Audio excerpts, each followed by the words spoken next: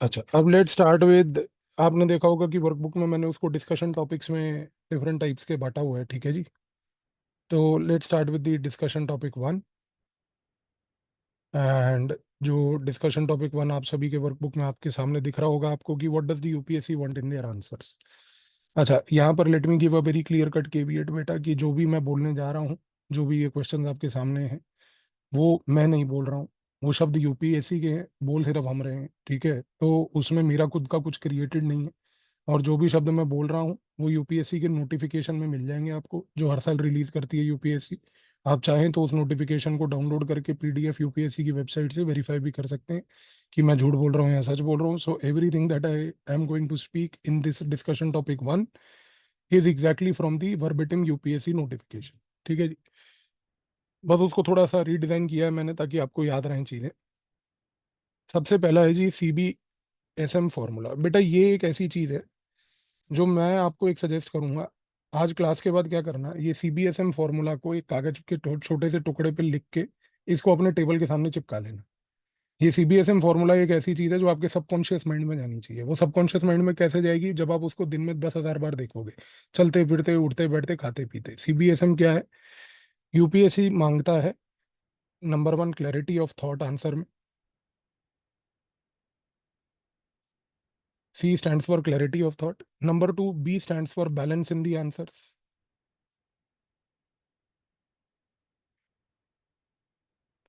S stands for structural accuracy.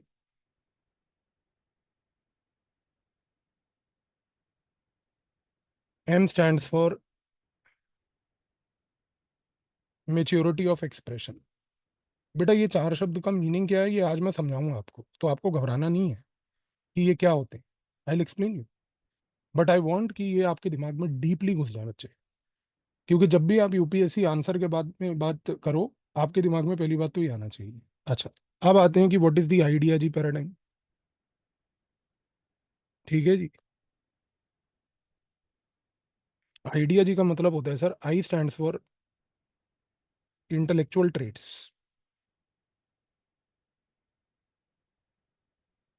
D stands for depth, E A stands for examinee awareness, ठीक है जी। G stands for gauging relevance for career in public service. Let me explain each point to you. ऊपर के चार शब्द तो self explanatory थे। Clarity of thought, balance in answer, structural accuracy, ये तो कॉमन इंग्लिश के शब्द हैं, इसमें कुछ समझाने की जरूरत नहीं है। पर इनको हम देखेंगे इलेबोरेट करके कि आगे ये मीन क्या करते हैं। बेटा यूपीएससी के नोटिफिकेशन में ये सबसे इंपॉर्टेंट वर्ड है इंटेलेक्चुअल ट्रेट। इसका मतलब सिर्फ ये होता है इंटेलेक्चुअल ट्रेट का, कि आपके अंदर एक ऐसी एबिलिटी होनी चाहिए कि आप चीज़ों को एनालाइज कर पाओ। इंटेलेक्चुअल एबिलिटी का मतलब होता है an ability to analyse. Intellectual trait का मतलब होता है, ट्रेट वर्ड यहाँ पर जो यूपीएससी ने यूज किया ना, ट्रेट मतलब कि आपकी पर्सनैलिटी का हिस्सा होना चाहिए। देखो यहाँ पर यूपीएससी चाहती ना वो, तो वो लिख सकती थी इंटेलेक्चुअल एबिलिटी। आप बच्चे फर्क देखो, they did not right the word intellectual ability. What they wrote is intellectual trait. Intellectual trait का मतलब ये है कि जब आप एक सिविल सर्वेंट बनना चाह रहे हो ना, तो आपको एक पर्सनैलिटी का हिस्सा बनाना है। क्या बनाना है? आज से कसम खा लो कि we will undertake analysis of everything that we observe.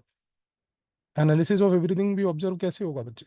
ये एक सिंपल तरीका है, बहुत इजी चीज़ है। पता है कैसे होगा? आप कोई भी चीज़ पढ़ेंगे, आप उसको रटने के पर्पज से नहीं पढ़ेंगे, आप उसको समझने के पर्पज से पढ़ेंगे। एनालिसिस का मतलब होता है when you start looking at things from the perspective of understanding them, not by looking at things for the purpose of cramming them. मैं एक एग्जांपल देता हूँ। एक कॉन्स्टिट्यूशन का आर्टिकल है, आर्टिकल का रट्टा लगाना पड़ेगा। पर सर कॉन्स्टिट्यूशन के आर्टिकल की जो कमेंट्री है, यानी कि उस आर्टिकल का जो एसेंस है, वो आपको समझ आना चाहिए। आप चीज़ को समझ रहे हो, फर्क समझ रहे हो? एक इंटरनेशनल ऑर्गेनाइजेशन है, उस इंटरनेशनल ऑर्गेनाइजेशन के कितने मेंबर हैं वो आपको रट्टा लगाना पड़ेगा। That is not ability to analyse, that is ability to memorise. लेकिन एबिलिटी टू एनालाइज मीन्स कि उस इंटरनेशनल ऑर्गेनाइजेशन में इंडिया की क्या स्टैंडिंग या क्या पर्सपेक्टिव है। फर्क समझे आप? तो आज आपको ये चीज याद रखनी है कि यूपीएससी जो आंसर में मांगती है वो है एनालिसिस। अब यहां पर अगर मैं आपको एक चीज बोलूं तो अब आप समझेंगे कि सर जब आप कहते हैं कि we have to have the ability to analyse things, तो इसका मतलब ये है कि sir we have to brainstorm. Brainstorm का मतलब है कि हमें सोचना पड़ेगा। यहाँ पर अब आप एक चीज और भी समझेंगे, अगर मैं बोलूँ कि अगर आपको ब्रेनस्टॉर्म करना है तो there can be nothing called pre memorised information. Pre memorised information का क्या मतलब होता है? जैसे आज की डेट में अनफॉर्चुनेटली मार्केट में कुछ टीचर्स आपको ऐसे मिलेंगे जो कहेंगे कि ये देखो ये इंट्रोडक्शंस हैं 10, ये यू नो बॉडी के लिए 10 मॉडल पॉइंट्स हैं, ये कंक्लूजन के लिए 5 मॉडल पॉइंट्स हैं, ये आप क्रैम करो, ये हमने आपके लिए एक फ्रेमवर्क बना दिया है, ये क्रैम कर लो, फ्रेमवर्क है, इसको रट लो, इसको जाके बस लिखाना। आपने कभी ऑब्जर्व किया होगा या नहीं किया होगा, आई डोंट नो, बट ऐसा कई लोग बोलते हैं। वो इसलिए बोलते हैं क्योंकि उनको लगता है कि अगर आप 10 पॉइंट या 5 पॉइंट कुछ रट के चले जाओगे तो वो pre memorised information can be fitted anywhere, तो उसको सिर्फ फिट करना है। बेटा यूपीएससी आंसर में फिटिंग नहीं चाह रहा, वो आंसर में एनालिसिस चाह रहा है। अच्छा, एनालिसिस के लिए क्या होता है, यहाँ पे मैं आपको बताता हूँ। ब्रेनस्टॉर्म करना होता है। अच्छा, ब्रेनस्टॉर्म के लिए पता है क्या होता है? अब यहाँ पर मैंने एक पॉइंट ऑब्जर्व किया है, आप एक चीज देखना। जो लोग आपको ये कहते हैं ना टीचर्स की, आप वहां पे एग्जाम में टाइम बहुत कम होता है, सोच नहीं सकते, वो बिल्कुल सही कहते हैं। पर जब वो सेकंड पॉइंट कहते हैं ना ये चीज कि यार वहां पर आप सोच नहीं सकते, टाइम कम है, इसलिए ये प्री तरीके से पहले ही रट के चले जाओ, ये अप्रोच गलत है। सर जब आप अपने ब्रेन को ट्रेन करोगे ना एनालाइज करने के लिए, तो ऑटोमेटिकली ब्रेन ट्रेन होगा एनालाइज करके ब्रेन स्टॉर्म करने के लिए। It is this training that they don't want to do, you know why? Because this training is very tough बेटा। ये ट्रेनिंग टफ क्यों है? क्योंकि सर ये मंथली करनी पड़ती है। आप घबराना मत, मंथली आंसर राइटिंग में आपको कराऊंगा। इस मंथली आंसर राइटिंग में आपकी ये एबिलिटी टू ट्रेन हो जाएगी, यानी कि जब हम मंथली आंसर लिखेंगे ना क्लास में, तो आपकी एबिलिटी ट्रेन ऐसी हो जाएगी कि आप एनालाइज करके ही ब्रेनस्टॉर्म करके ही लिखोगे, आपको खुद ही इन चीजों का रेलेवेंस नहीं लगेगा। और ये चीज फिर मैं बोलूंगा बेटा, I am not saying this, this is what UPSC says, they want intellectual traits. ठीक है जी। दूसरी चीज है सर डेप्थ, ये बहुत इंपॉर्टेंट है। डेप्थ का मतलब यहाँ पे ये होता है सर कि यूपीएससी ये कहती है कि हमें आपकी नॉलेज कितनी डीप है वो जाननी है। इस पॉइंट को समझने के लिए हमें इसको दूसरे पॉइंट नेक्स्ट वाले के साथ देखना है, which is called examinee awareness. Examinee awareness means no memorisation ability. No memorisation ability का मतलब है कि सर एग्जामिनर आपकी रट्टा मारने की एबिलिटी मेंस में नहीं देख रहा बेटा, वो प्रीलिम्स में देख रहा है। क्योंकि प्रीलिम्स में आप फैक्ट्स रट के जाओगे तो प्रीलिम्स पास होगा, मेंस में आप चीजों को एनालाइज करके जाओगे तो मेंस पास होगा। आईएएस के लिए आपको फैक्ट प्लस एनालिसिस दोनों चाहिए।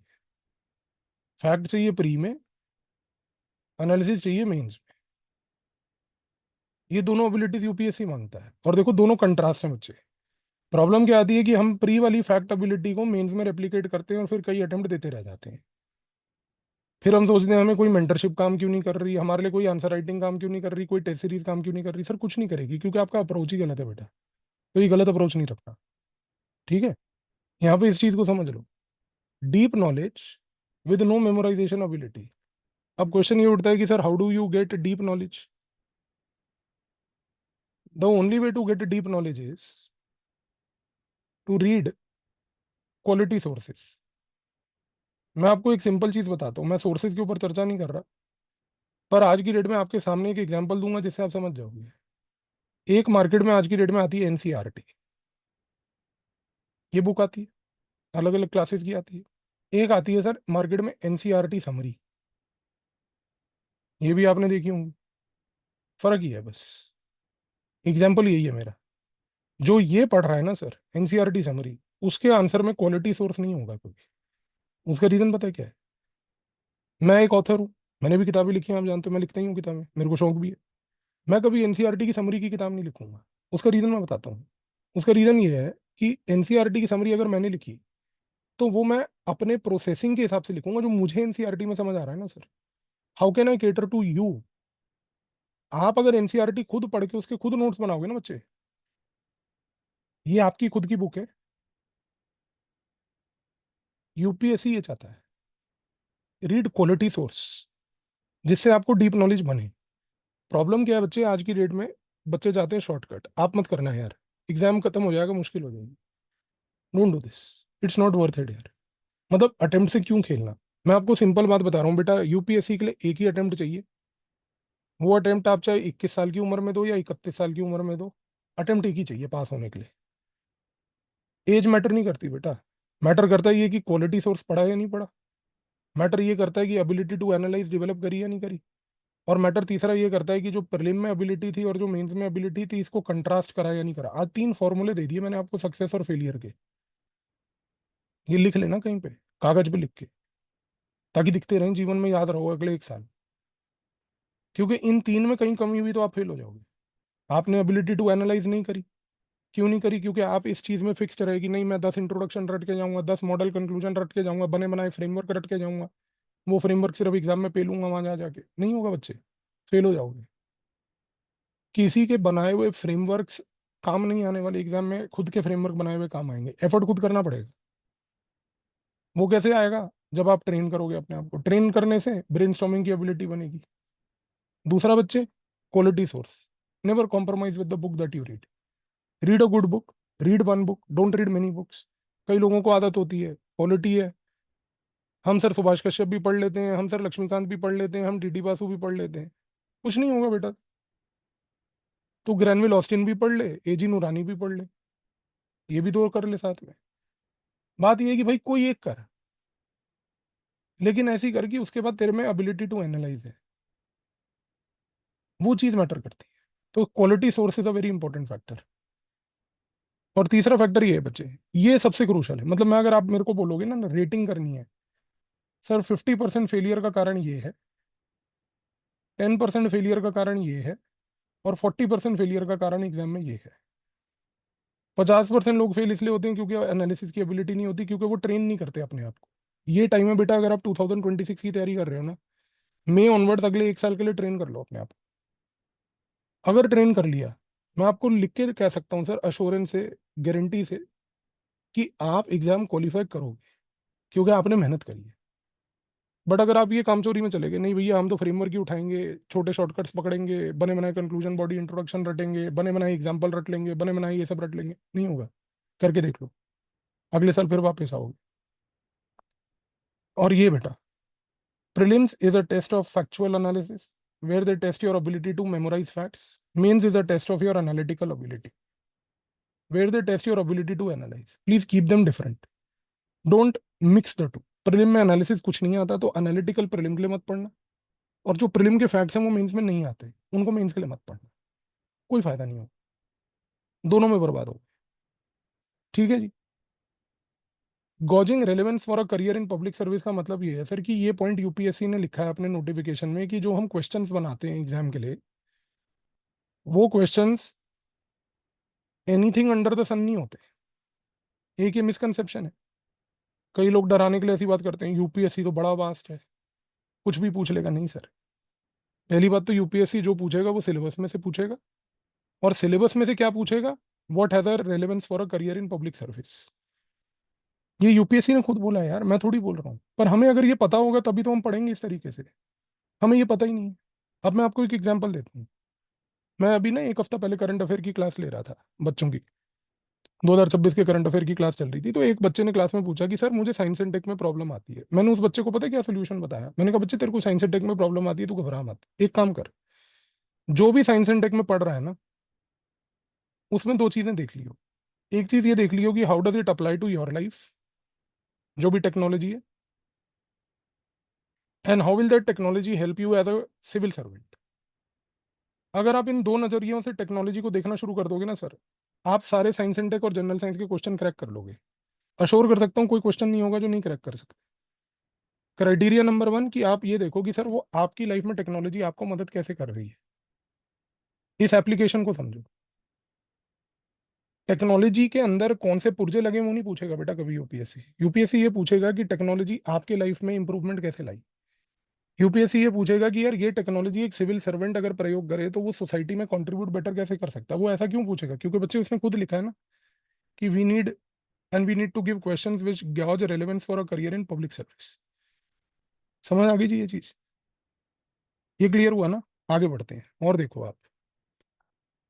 बच्चे यूपीएससी डिडक्ट पता है कहाँ करता है मार्क्स? ये याद रख लेना, जो अगला क्वेश्चन है आपके वर्कबुक में। If the handwriting is illegible, illegible, बेटा ये मैं नहीं बोल रहा, ये फिर मैं बोलूंगा, यूपीएससी बोल रहा है, नोटिफिकेशन डाउनलोड करके चेक कर लो।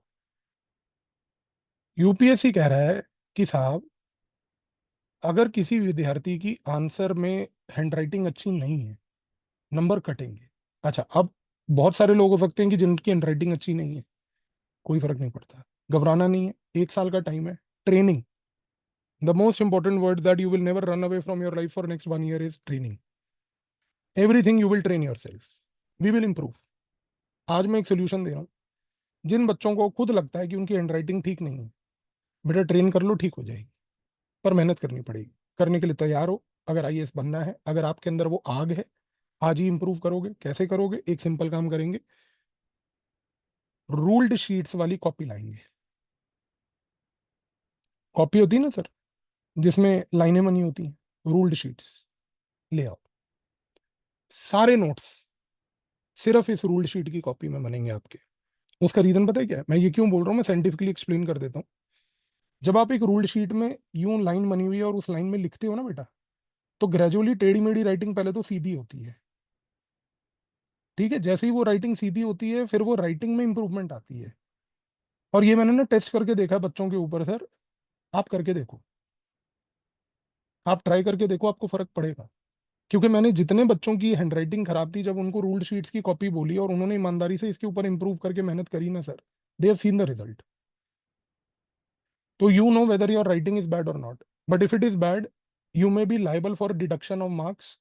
इसको इंप्रूव कर लेना, सोल्यूशन दे दिया। अब मत पूछना अब करना क्या है। Second point, Indian numerals and not Roman numeral. देखो ये कितना छोटा सा पॉइंट है, कोई ध्यान नहीं देता, लेकिन यूपीएससी ने अपने नोटिफिकेशन में ये बात लिखी है।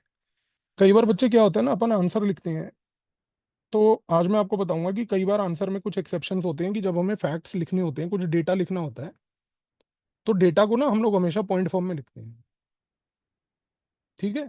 लेकिन प्रॉब्लम पता है क्या होती है? अब कई बच्चे ना वो पॉइंट फॉर्म में ऐसे लिखते हैं, 1 2 3, ये होते हैं रोमन न्यूमरल्स, ऐसे लिखते हैं कई लोग। सर ये गलत है, यूपीएससी कहती है अगर आप ये रोमन न्यूमरल लिखोगे तो मैं पेनल्टी लगाऊंगा आपके ऊपर। ये नहीं करना बच्चे, यूपीएससी ने कैटेगोरिकली बोला है इंडियन न्यूमरल यूज करो, 1 2 3 लिखो। अगर आप उनमें से हो जो रोमन न्यूमरल यूज करते हो, आज से कॉन्शियसली बंद कर दो।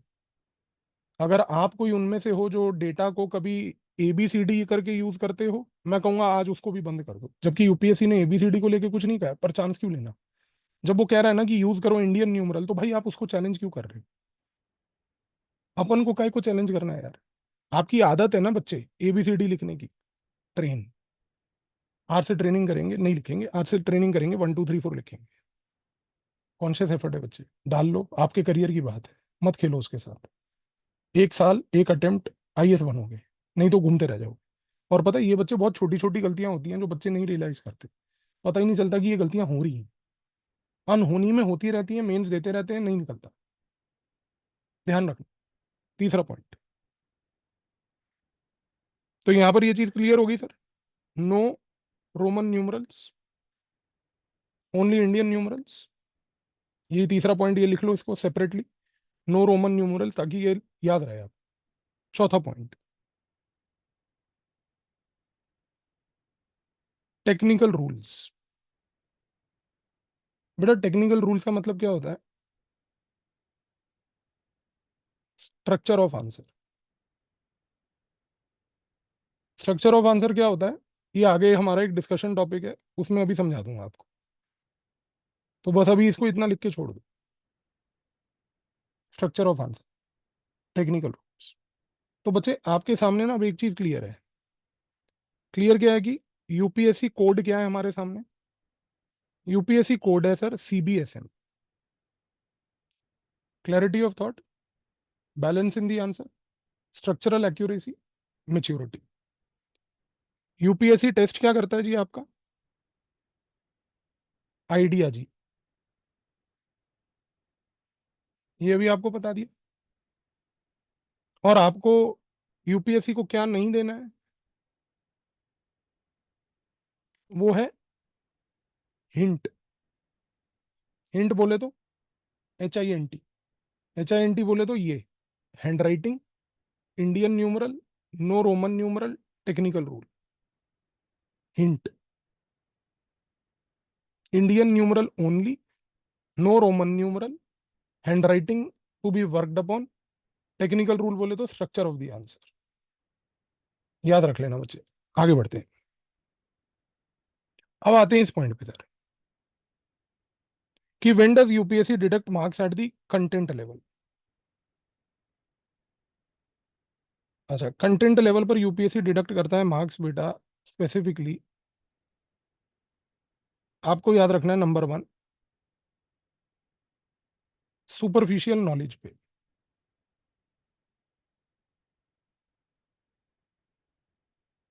ये अभी मैंने आपको बता दिया, intellectual traits and depth is the key. Superficial knowledge will be penalise, मैं नहीं बोल रहा, यूपीएससी कह रही है। अगर आपके आंसर में एग्जामिनर को लगी सुपरफिशियल नॉलेज, वो आपको पेनलाइज करेगा। ये सुपरफिशियल नॉलेज कैसे आएगी? समरियां पढ़ पढ़ के। ये कैसे आएगी आपको? फ्रेमवर्क रट रट के। ये कैसे आएगी आपको? प्री प्रिपेयर्ड मसाला प्रिपेयर करके चले गए, डेटा प्रिपेयर करके चले गए। देखो सर, डेटा याद करके जाना is not bad, but data इस पर्पज के लिए याद करके जाना कि वहां पर वो क्वेश्चन में डेटा पूछे ना पूछे, भाई मैं याद करके आया हूं, मैं लिखूंगा, आगे रेलेवेंट है या नहीं है वो तेरी प्रॉब्लम है, यहां मार्क्स कटेंगे।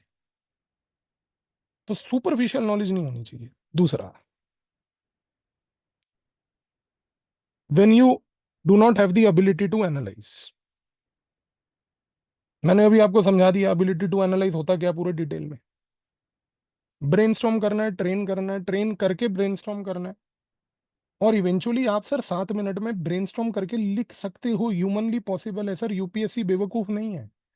3 घंटे में 20 क्वेश्चन अगर आपसे लिखवा रही है सर, तो उसको मालूम है कि यार एक एबिलिटी टू एनालाइज करके व्यक्ति वो लिख सकता है। धंधा चलाने वाली बात अलग है कि यार देखो मैं आपको प्री प्रिपेयर्ड फ्रेमवर्क्स और ये सब पकड़ा दूंगा, आप रट लो और उसके बाद जाके लिख दो। धंधा चल जाएगा सर, करोड़ रुपए कमा लोगे, लेकिन सर आप उसमें बच्चे के साथ जस्टिस नहीं कर पाओगे। तीसरी चीज, व्यू पॉइंट। आंसर में जो व्यू पॉइंट है sir, it has to be very clear and balanced. ये कैसे आएगा? ये विद प्रैक्टिस आता है बेटा, क्योंकि यूपीएससी ना आजकल एक ट्रैप देती है, क्लियर एंड बैलेंस्ड। जान पूछ के आपको ऐसे क्रिटिकल साइड का क्वेश्चन पूछेगी कि जिसमें आपको लगेगा कि भाई साहब अब मेरे को मौका मिला है हिंदू न्यूज़पेपर पढ़ पढ़ के इस टॉपिक में, इस एग्जाम में क्वेश्चन की बेइज्जती करने का। क्योंकि आप हिंदू न्यूज़पेपर पढ़ते हो सर। हिंदू न्यूज़पेपर पढ़ोगे तो सुबह से रात क्या होगा? एक ही चीज होगी सर। हिंदू आपको ये सिखाएगा कि देखो आप सुबह उठे, आप पागल थे, आप यूपीएससी की तैयारी कर रहे हो, आप मनुष्य हो, आपने न्यूज़पेपर खरीदा, आप बेवकूफ हो। भारत में एक सरकार है, वो चोर है। तमिलनाडु में एक सरकार है, वो विश्व की पूरे प्लेनेट अर्थ में, पूरे मिल्की वे में सबसे अच्छी है। तमिलनाडु को छोड़ के बाकी पूरे वर्ल्ड में जो हो रहा है वो सब खराब है, बेकार है, गलत है। So Hindu newspaper has this typical habit, glorifying self glorification of their culture and criticizing every damn thing happening otherwise in the country and the world, provided elsewhere in the world if the something is not happening to Tamils there। Tamil कोई Tanzania में कुछ कर ले तो भाई भारत रत्न, मराठी कोई वहां कुछ कर ले चोर है, प्रॉब्लम। सो ये एबिलिटी क्लियर और बैलेंस्ड वाली नहीं आ पाएगी सर। आप रेडिकलाइज इंडोक्ट्रिनेट हो जाओगे, आप जिहादी बन सकते हो, आप जेएनयू जा सकते हो, आप इधर उधर जा सकते हो, जादवपुर यूनिवर्सिटी एटसेट्रा, बट वहां आपका पर्पज नहीं है ना जाने का सर। आपको जाना कहाँ है सर? लबासना मसूरी। तो ये क्लियर और बैलेंस व्यू पॉइंट रखना है आंसर में। ठीक है, आगे बढ़ते हैं sir. Assess conflicting socio economic goals. ये देखो सर, ये दूसरा हिंट है यूपीएससी ने जो आपको दिया है यहाँ पर आंसर में। दूसरा हिंट दिया है सर कि हम क्वेश्चन ऐसे बनाएंगे which will assess conflicting socio economic goals. For that you need to know what are the socio economic goals of the country. For that you need to have in depth reading, deep knowledge about the problems confronting the country. बेटा हर चीज interlinked है, अगर आप ध्यान से observe करो तो यूपीएससी को क्रैक करने का कोई कोड मुश्किल नहीं है सर, पर provided you know what to do and you work upon what is required by the UPSC. तो सर यहाँ पर एक चीज तो तय हो गई, ये कंटेंट लेवल पर यहाँ पर नंबर कटते हैं। अब हम अप्लाई करेंगे सर यूपीएससी के लिए क्रेडिट कार्ड, क्योंकि हमें किसान क्रेडिट कार्ड नहीं अप्लाई करना, हम करेंगे UPSC credit card.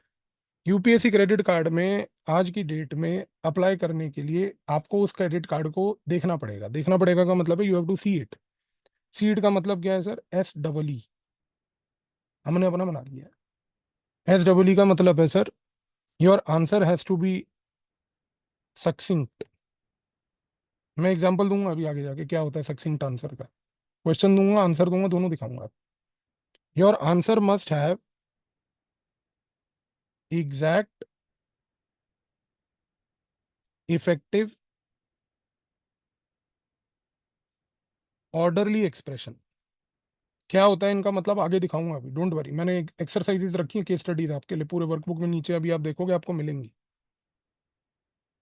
Exact, effective, orderly expression. और इस ई का मतलब होता है sir economy of words. Sir economy of words का मतलब होता है सर वर्ड लिमिट। बेटा एक बात मुझे बताओ, आप लोगों ने सबने यूपीएससी का प्रीवियस ईयर पेपर देखे, हर पेपर में ब्रैकेट में यूपीएससी लिखता है ना। 150 words 10 marks 15 marks, 250 words 15 marks 10 marks whatever. Sir why does UPSC write for every question the word limit? You think they are fool? They are not fool ना sir. ऐसा तो है नहीं कि भाई कोई चरस पी बैठ गए वर्ड लिमिट लिख दो आज अपने मन से। सर वो वर्ड लिमिट इसलिए लिख रहा है क्योंकि वो चाहता है आप वर्ड लिमिट में आंसर लिखो। और वर्ड लिमिट में आप आंसर तब लिखोगे, फिर मैं एक शब्द का प्रयोग करूंगा sir, when you train yourself. ये ट्रेनिंग हम करेंगे क्लास में सर। हम ट्रेन करेंगे पहले लिखने की, फिर हम ट्रेन करेंगे वर्ड लिमिट में लिखने की, फिर हम ट्रेन करेंगे वर्ड लिमिट के बाद टाइम लिमिट में लिखने की, फिर हम करेंगे word limit, time limit, directive word के बेसिस पे लिखने की। ये ट्रेनिंग है सर, 4 स्टेप ट्रेनिंग, जिससे आप बनोगे IAS completely with answer writing complete command. तो यहाँ पर अब आपके सामने एक चीज क्लियर हो जानी चाहिए sir. What you have to avoid completely is सावा। ये डब्बा बनाया हुआ है नीचे मैंने एक छोटा सा, वहाँ ये सावा लिख लेना सर। सावा means superficial knowledge, ability to analyze, viewpoint must be clear and balanced, assessing conflicting socio-economic goals। ये जो ऊपर अपन ने लिखे थे ना सर 4, ये इनका शॉर्ट फॉर्म सावा, अवॉइड। और दूसरा सर क्रेडिट कार्ड की क्या है सर? S double E. ये याद रखेंगे बेटा, एस डबल ई। तो आज आपको मैंने सीबीएसएम, आइडिया जी, हिंट, सी, सावा, 5 नए शब्द सिखा दिए सर पिछले आधे पौने घंटे। आगे बढ़ते हैं, अब आते हैं सर वर्ड प्ले पे। यहां पर अब आपको चीजें और क्लियर होंगी। और UPSC power pack.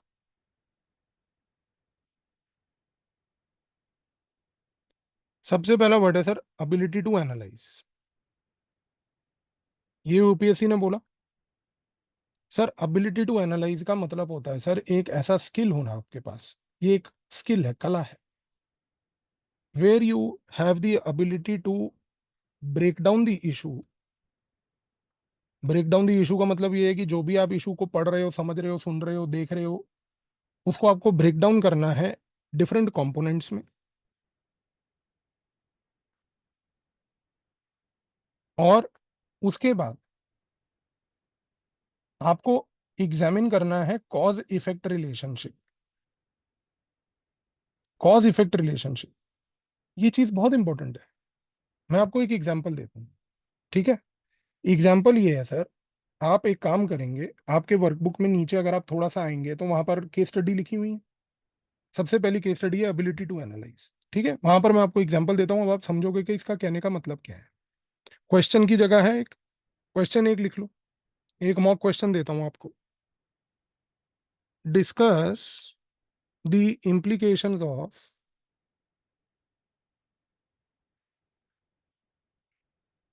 Judicial activism on balance of power in India. बेटा ये एक ऐसी जनरल रैंडम क्वेश्चन है, प्रीवियस ईयर नहीं है, मैंने अपने आप बनाया है। मैं आपको सिखाना चाह रहा हूँ एबिलिटी टू एनालाइज अप्लाई कैसे होगा। अब देखो सर, एक पुअर आंसर में क्या होता है? पुअर आंसर का मतलब ये होता है बच्चे की वो व्यक्ति जिसने एबिलिटी टू एनालाइज डेवलप ही नहीं किया।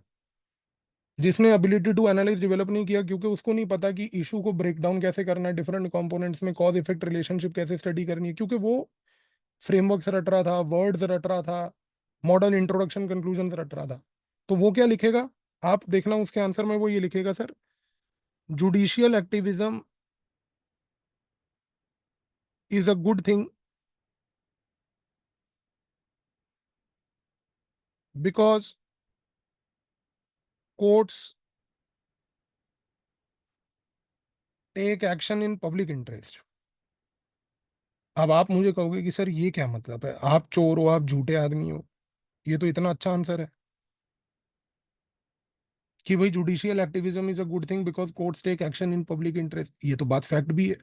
बेटा बात फैक्चुअली करेक्ट या इनकरेक्ट की नहीं हो रही, बात ये हो रही है कि when you have seen the question do you have the ability to analyse. जिस बच्चे के पास एबिलिटी टू एनालाइज नहीं होगी ना बेटा, उसके आंसर में ये पहली लाइन होगी। लेकिन जब आप अपने आप को एक साल ट्रेन करोगे क्लास में आंसर कर करके रोज लिख लिख के, तो आपकी आंसर पता है कैसा होगा? आपका आंसर ऐसा आएगा सर, आप लिखोगे कि sir judicial activism strengthens rights protection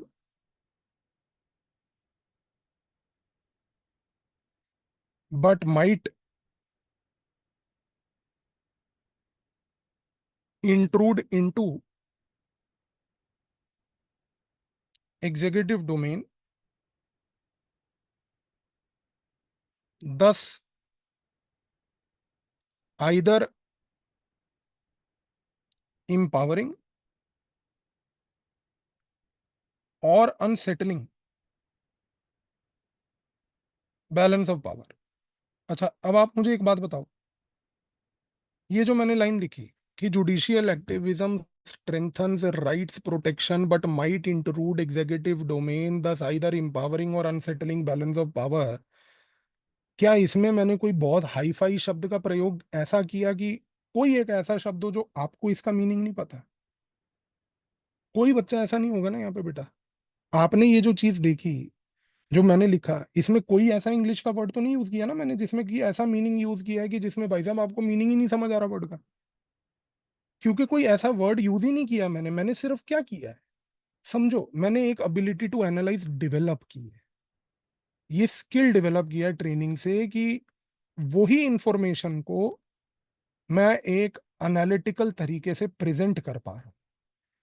sir अब आप मुझे खुद बताओ, मैं आपके ऊपर एक लिबर्टी देता हूं आपको डिसाइड करने की कि अगर आपको ये दो आंसर्स मिले और एक आंसर आपके सामने आए जिसमें ये पहला पॉइंट लिखा था, एक आंसर आपके सामने आए जिसमें ये दूसरा पॉइंट लिखा था, मुझे आप अपने दिल पे कसम रख के और मोदी जी की कसम खा के बताओ कि आप किस आंसर को ज्यादा मार्क्स दोगे, पहले वाले को या दूसरे वाले को?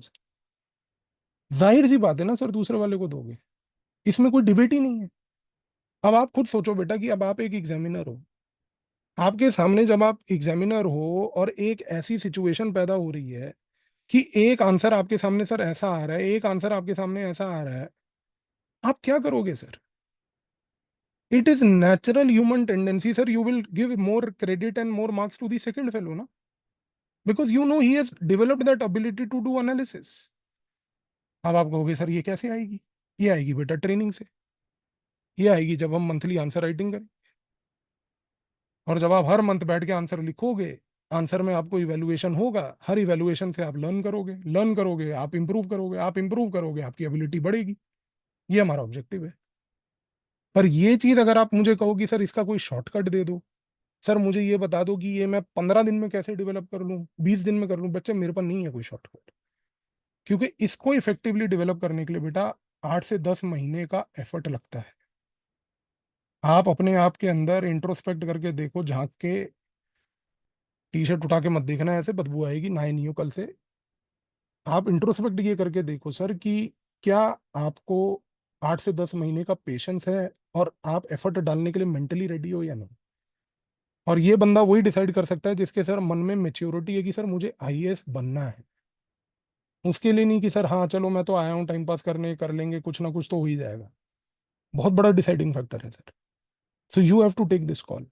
यू वांट दिस, और you want an answer that eventually comes like this. Because बेटा आपके एग्जामिनर के पास दोनों टाइप के आंसर आएंगे। वो पहले वाले आंसर को 1 नंबर देगा 10 में से, और दूसरे वाले आंसर को 3 नंबर देगा, और यही 2 नंबर का डिफरेंस होगा आईआरएस में और आईएएस में। और यही 2 नंबर का डिफरेंस होगा बेटा मेरिट में आ जाना और मेरिट 2 नंबर से रह जाना। ऐसे कर करके एक एक दो दो नंबर गवाओगे तो सर मेरिट से बाहर हो जाओगे। नहीं होना। 26 का अटेम्प्ट है, निकालना है, करना ही करना है हर हालात में। ठीक है जी, आगे बढ़ें जी। अब आते हैं सर इस चीज पे। आपको मैंने ओ ई ई बताया। ओ ई ई का मतलब है sir orderly, effective, exact expression. 3 शब्द लिखे थे, समझ लेते हैं क्या है। मैंने आपको बोला था ना, अभी बताऊंगा आपको। अच्छा, ऑर्डरली का मतलब ये होता है सर कि एक क्लियर स्ट्रक्चर है आंसर में।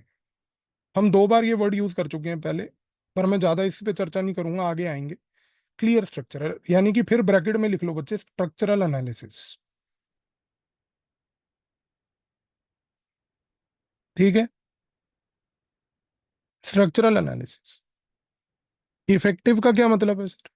इफेक्टिव का मतलब ये होता है कि sir your answer communicates demand of the question. ये मैं आपको कहने की कोशिश कर रहा हूं बच्चे, इस चीज को समझ लो। ये जो प्री प्रिपेयर्ड मसाला होता है ना बेटा, बेटा मैं ऑनलाइन पिछले 4 साल से पढ़ा रहा हूँ, ऑफलाइन मैंने 10 साल पढ़ाया। आप किसी मेरे ऑफलाइन स्टूडेंट से पूछ लो, या मेरे किसी ऑनलाइन स्टूडेंट से जो पिछले 4 साल में पढ़ा है उनसे पूछ लो। I never give pre prepared masala sir. मैं कभी नहीं देता कि भैया ये प्री प्रिपेयर्ड है बेटा, मेंस के लिए इसको रट के चले जाना, नहीं सर। वो इसलिए नहीं होगा because sir we do not know what the question will come. आप सिलेबस प्रिपेयर करके जाओ, मैं सिलेबस कवरेज करके आपको पूरा दूंगा, ताकि उस सिलेबस में से जो क्वेश्चन आएगा और जो क्वेश्चन की डिमांड होगी आप उसको मीट कर पाओ। तो इफेक्टिव मीन्स कि your answer must fulfil the demand of the question, and that is only possible sir when you keep your brain free, and you keep your brain analytical rather than keep your brain fixed with pre-prepared memorization and रट्टा। और आते हैं sir exact expression पे। Exact expression का क्या मतलब होता है सर? एग्जैक्ट एक्सप्रेशन का मतलब होता है सर कि it uses precise words without vagueness. It uses precise words without vagueness. अच्छा, अब इसका क्या मतलब है सर? इसका मतलब समझने के लिए बच्चे हम आएंगे केस स्टडी 2 पे, वर्कबुक देखेंगे आगे। केस स्टडी 2 मैंने इसीलिए बनाई है बेटा, ओ ई के लिए। स्टूडेंट कैसे लिखेगा? स्टूडेंट ये लिखेगा, देखो सर,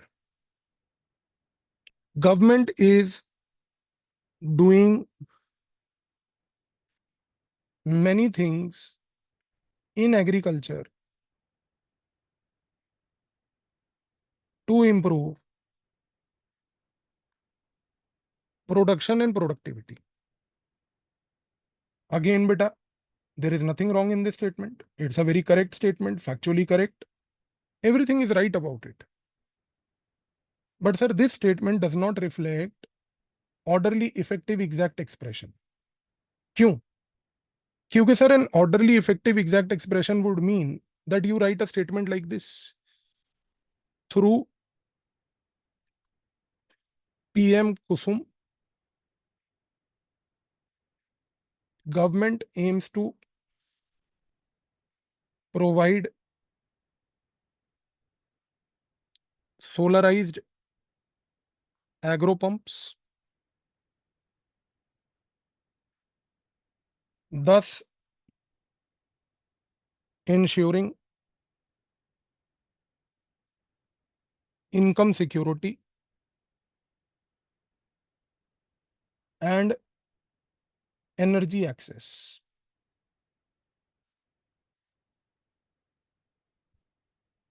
फिर कोई देखो आप ध्यान से कि कोई ऐसा शब्द नहीं है जो मैंने प्रयोग किया कि आप जिसके लिए मेरे को ये बोलो कि सर आप जो है झूठ बोल रहे हो, हमें वोकेबुलरी बिल्ड करनी पड़ेगी आंसर राइटिंग के लिए। कोई वोकेबुलरी नहीं करनी सर, अबिलिटी टू एनालाइज होना चाहिए, सेम चीज है।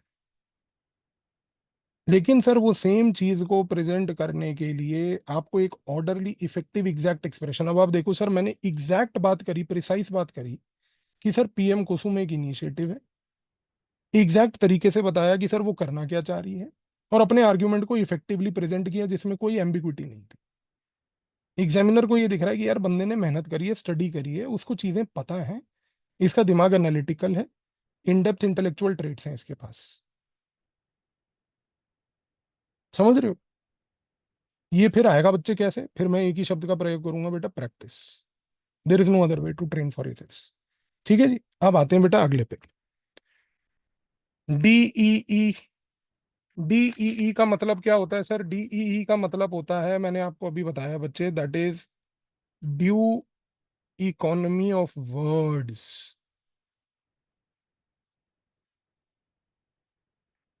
ड्यू इकोनॉमी ऑफ वर्ड्स का क्या मतलब है सर? जैसा मैंने आपको बोला कि बच्चे पहली बात तो आपको वर्ड लिमिट में लिखना है, और वर्ड लिमिट के साथ साथ ना एक चीज तो होती है कि सर वर्ड लिमिट में लिखना है सर, एक होती है ड्यू इकोनॉमी ऑफ वर्ड्स की सर से मोर विद लेस। ये एक प्रिंसिपल याद कर लो, आंसर राइटिंग में ना सबसे क्रूशियल प्रिंसिपल है से मोर विद लेस। से मोर विद लेस का क्या मतलब हुआ? से मोर विद लेस का मतलब हुआ, अब आओ जी केस स्टडी पे, आपके पास वर्कबुक में जो मैंने केस स्टडी दी आपको, अब यहां देखो जी, how will student write? Student ये लिखेगा sir, due to the fact that there is large unemployed youth in India. Again देखो आप, इस प्रकार की लाइन लिखना है कि due to the fact that there is large unemployed youth in India, बिल्कुल स्टेटमेंट गलत नहीं है, बिल्कुल सही स्टेटमेंट है, फैक्चुअली कंसेप्चुअली जो मर्जी कह लो, पर sir due economy of word नहीं है। आपने एक दो तीन चार पाँच छ सात आठ नौ 10 11 12 वर्ड्स ले लिए जिसमें आपने कुछ इफेक्टिवली कम्युनिकेट नहीं किया। लेकिन अगर आप अपने आप को ट्रेन करते हो ड्यू इकोनॉमी ऑफ वर्ड्स में, जो हम करेंगे, आप लिखोगे ऐसे, आप लिखोगे sir owing to rising unemployment. अब आप मुझे बच्चे ये बताओ, ऊपर मैंने 12 शब्द प्रयोग करे, नीचे मैंने 4 शब्द प्रयोग करे, is the meaning same in both the cases और no sir? Meaning is the same sir, this no difference in the meaning. मैं वही चीज ऊपर भी कम्युनिकेट कर रहा था, मैं वही चीज नीचे भी कम्युनिकेट कर रहा हूँ, बस मैंने यहाँ पर ड्यू इकोनॉमी ऑफ वर्ड्स का जो है प्रिंसिपल अपने अंदर इनकॉर्पोरेट कर लिया, और अपने आप को इतना ट्रेन कर लिया कि बाय डिफॉल्ट मेरे आंसर में ऐसी राइटिंग ही आती है सर। बेटा कोई बंदा आपके साथ बैठ के आपको आंसर राइटिंग नहीं कराने वाला, क्योंकि ना ये जो प्रिंसिपल्स मैं आपको बता रहा हूँ ना सर, इनको एग्जीक्यूट करना बड़ा टफ होता है सर। इसी रीजन से जो जनरल आंसर राइटिंग के प्रोग्राम होते हैं ना सर, उनमें क्वेश्चन दे दिया जाता है, आंसर आप अपने आप लिख लो, मॉडल आंसर दे देंगे। मैं कभी मॉडल आंसर नहीं देता सर। आप जितने बच्चे मेरे से पढ़ चुके हैं ना, आप उनसे भी पूछ लो, मोदी जी की कसम मैंने कभी मॉडल आंसर नहीं दिए सर, कभी नहीं दिए। क्योंकि सर मॉडल आंसर से आप सीखोगे क्या? आपको जब तक मैं बताऊंगा नहीं कि देख भैया तूने यहाँ इस आंसर में ये गलती कर दी ड्यू इकोनॉमी ऑफ वर्ड की, तूने इस आंसर में ये गलती कर दी कि ऑर्डरली इफेक्टिव एग्जैक्ट एक्सप्रेशन नहीं था, आप सीखोगे ही नहीं सर। मॉडल आंसर में ये चीजें पॉइंट आउट ही नहीं होनी आप। ठीक है जी, अब आते हैं अपना last part, that is succinct and relevant answers. पहले भी मैंने आपको बोला था ये यूपीएससी ने वर्ड यूज किया है sir. Sir succinct and relevant answer का क्या मतलब होता है sir? Succinct and relevant answer का मतलब ये होता है हर हालात में कि sir you stick to the question,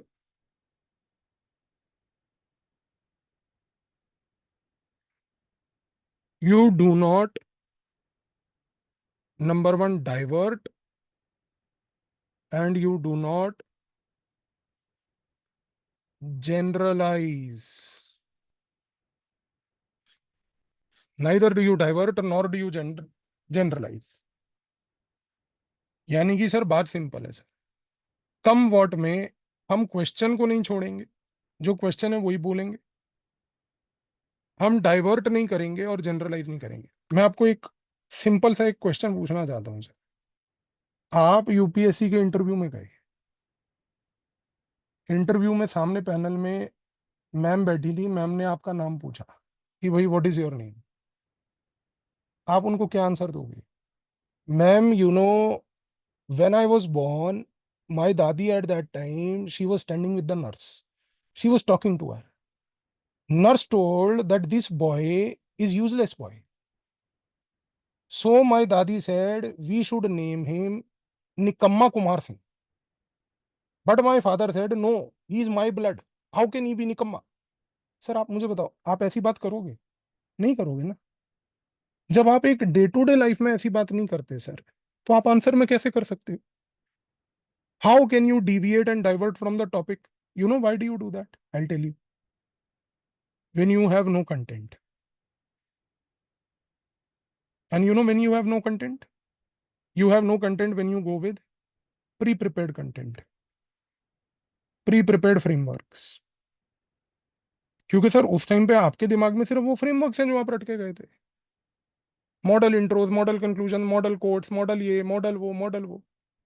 आपके पास एबिलिटी टू एनालाइज तो थी नहीं, आपने डीप रीडिंग की ही नहीं थी, तो आपको कैसे समझ आएगा जी? अब आप फर्क समझे सर यहाँ पे? Now did you get sir what the idea is here? Are you getting an understanding sir? यहाँ तक क्लियर हुआ जी सबको?